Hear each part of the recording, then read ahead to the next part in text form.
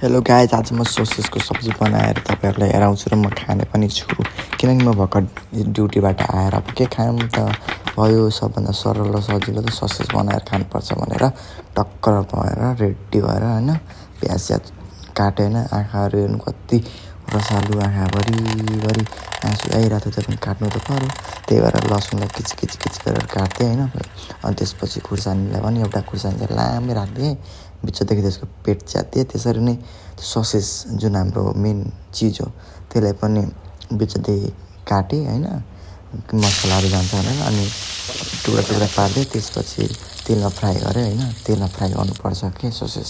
त्यसपछि त्यही तेलमा गरम मसला जिरा हाल्नुपर्छ। त्यसपछि त्यो हामीले काटेको प्याज लसुन खुर्सानी थियो त्यो हाल्नुपर्छ।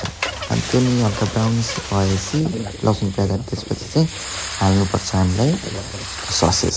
र मैले चाहिँ टमाटर ल्याएको थिएँ, टमाटरको मिक्स यस्तो गरेर क्या, यस्तो के भन्छ त्यसलाई लेदो बनाएर चाहिँ मैले ग्रेभीको लागि चाहिँ त्यसमा हालेँ। त्यसपछि म नुन खुर्सानी अनि चिकन मसला हल्दी बेसारे मिलाएर हल्का चलाउँदै थिएँ। त्यसपछि चाहिँ थोरै मैले चाहिँ हल्का पानी हाल्नु पऱ्यो भनेर होइन, सब्जी एक दुई दिन त पुऱ्याउनु पऱ्यो होइन विदेशमा भएपछि।